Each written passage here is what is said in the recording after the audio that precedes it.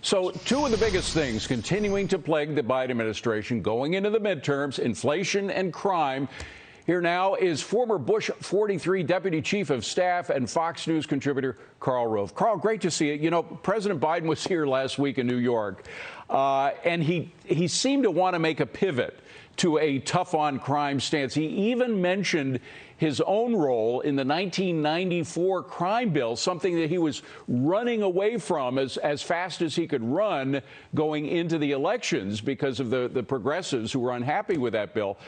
Do you think it's possible that he could convince voters that he's serious about that pivot?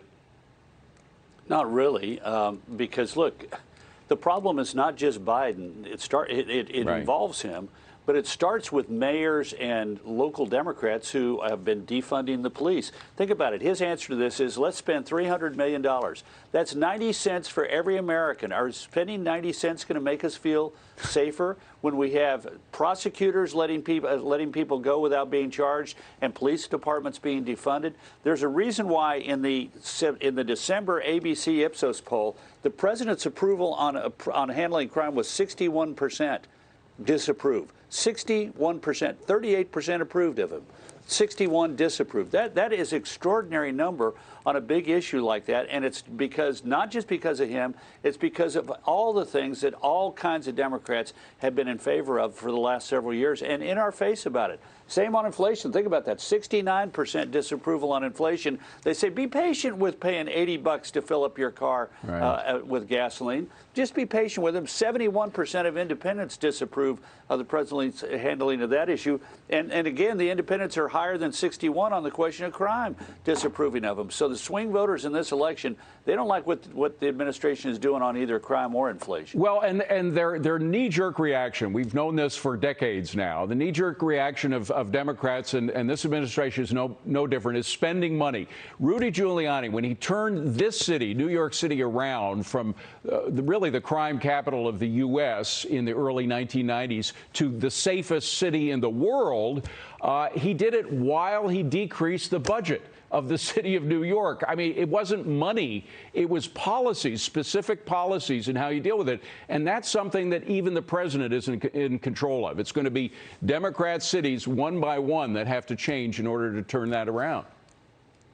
Well, yes, but he could take a lead in it. He went to New York. Did we hear him say anything about prosecutors needing to be serious about actually prosecuting people who commit crimes? No. We've got a new Manhattan DA who's screwing around with that issue.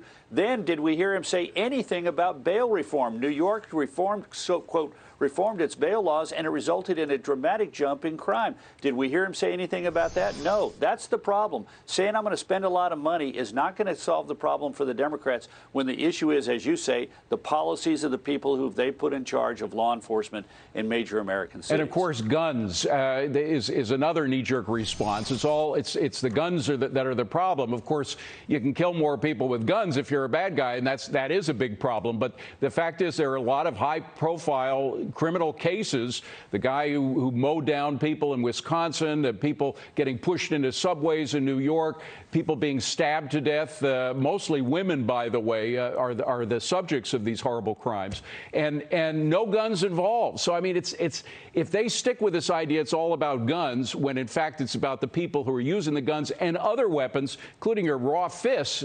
That's the problem, not necessarily guns alone. Yeah, and look, guns, it's some of the most severe and constrictive gun laws in the country are in places like New York City and Chicago, which have a lot of violence conducted by people with guns, even though they're illegal.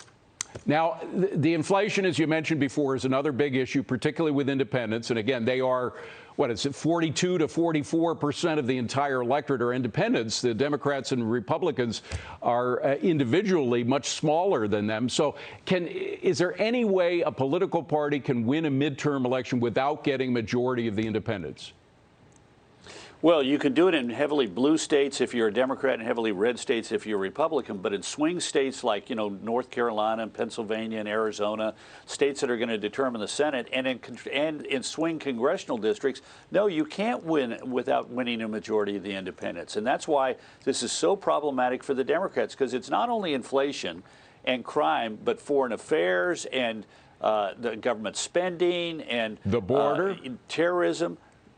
Yeah, and energy, all of these issues, the Democrats, the president is upside down with the American people. Yeah, you bet on immigration and the border, upside down with the American people. But the only issue where he's relatively close to approval, sometimes slightly above water and slightly below water, is on COVID.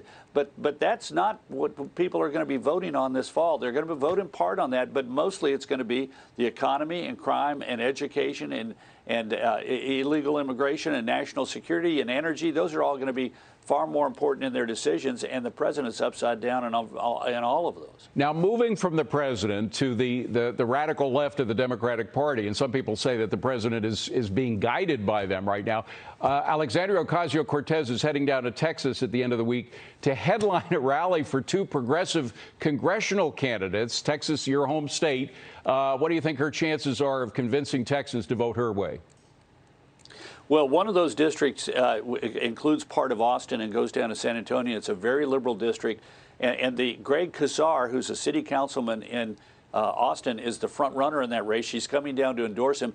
He is the leader of the defund the police movement in Austin. He's the guy who wanted to literally blow up the city police headquarters and create a new entryway to the city as a sign of our new attitude towards policing. He wanted to put citizen groups in charge of every police office to oversee the activities of the police department, appointed, of course, by the city council and the mayor, and not accountable to the voters, to look over the shoulder of every police station in the city of Austin. This is the kind of person that she's endorsing, and that's the kind of people that Democrats are putting up even in Texas. So let's see what happens in these two districts. I think he's going to have a run for his money in the Democratic primary and maybe in the general election, even though it's a heavily Democrat district. And the other person she's endorsing in a district down in Laredo, coming up into the brush country in South Texas, if the wrong candidate, her candidate, wins, there's a good chance Republicans are going to take that district for the first time in the history of the state. Very quickly on Virginia, they're giving me a wrap, but I just have to ask about Governor Youngkin, what he is trying to do with his administration, really trying to turn this state 180 degrees from where it was going where it was going to go under Terry McAuliffe. He's running into a lot of opposition with all the establishment forces in education, the bureaucracy. What do you think happens there? I think he ultimately wins. He's got a powerful position, and increasingly, we saw this in a poll here this morning, came out from Axios.